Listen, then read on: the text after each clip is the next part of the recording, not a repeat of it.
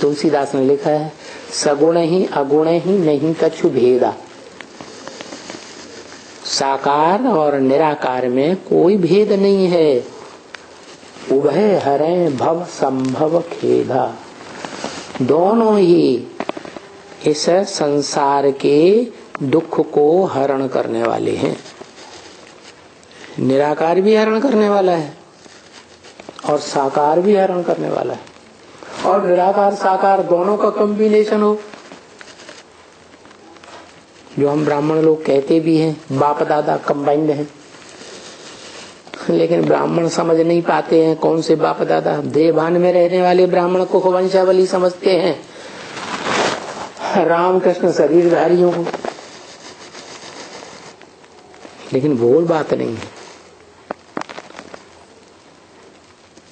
जो निराकार राम है और जो साकार राम वाली आत्मा त्रेता युग वाली भी है, जो संगम युग में मुकर्रर रथ का पार्ट बजाती है, दोनों ही आत्माएं एक टाइम ऐसा आता है कि निराकारी स्टेज वाली बन जाती है। शिव बाप कहते हैं, मैं तुम बच्चों को आप समान बना के जाऊंगा नंबरवार, तो कोई 100% भी तो बनता होगा। तो जो 100% निराकारी स्टेज में टिक जाता है, शिव बाप समान ही निराकार बन जाता है, उसकी संसार में शिवलिंग के रूप में पूजा होती है। क्या? किसकी पूजा होती है? क्या कहते हैं उसको? शिवलिंग।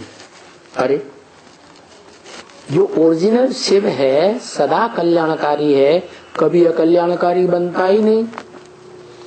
वो सदा निराकार रहने वाला सदा शिव है, या कोई और आत्मा है? कोई आत्मा है और इस संसार में जो सदा कल्याणकारी रहे? कोई नहीं। मनुष्य सृष्टि का बीज बाप भी नहीं, वो ही सारी सृष्टि का विनाश करा देता है। कल्याणकारी कहाँ हुआ? हाय हाय करके मरते हैं ढेर के ढेर, तो कल्याणकारी हुआ। लेकिन बताया है कि सदा कल्याणकारी बनकर के रहने वाला, पार्ट बजाने वाला किरदार आत्मा एक ही है, शिव। उसके नाम पर उसके काम पर उसका नाम शिव पड़ा। शिव माने कल्याणकारी।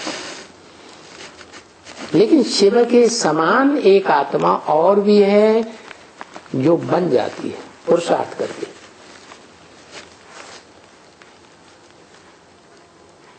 क्या? जो बन जाती है और सृष्टि के विनाश काल तक भी बन करके रहती है, और 2500 वर्ष और भी निराकारी स्टेज में रहती है। उससे ज्यादा लंबे समय तक निराकारी स्टेज में कोई रह ही नहीं सकता। तो वो उस वशीकरण मंत्र को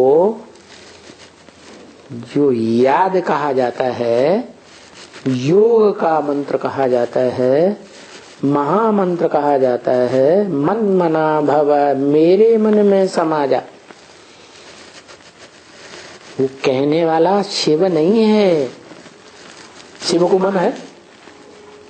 वो तो असोचता है, उसको मन है ही नहीं, तो कहेगा कैसे मेरे मन में समा जा? तो जिसमें प्रवेश करता है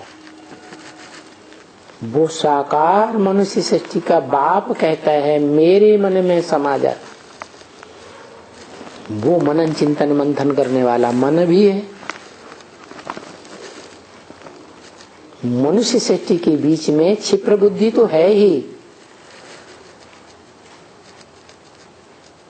बहुत तीक्ष्ण गति वाला है। क्षिप्र माने तीक्ष्ण गति वाला। जैसे और धर्म पिताएं हैं,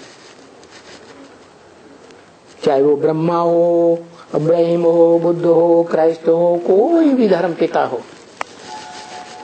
वो निराकार को याद करते हैं, साकार को याद करते हैं। तो निराकार को याद करते हैं, तो साकार को पहचान ही नहीं पाते। जो विधर्मी धर्म पिताओं में सबसे मुख्य सृष्टि के आदि वाला ब्रह्मा है, वो ही बाप को नहीं जान पाता बहुत लंबे समय तक। तो और दूसरे बाद में आने वाले कैसे जानेंगे? वो तो आते ही हैं आधा कल्प के बाद, इब्राहिम, बुद्ध, क्राइस्ट आदि।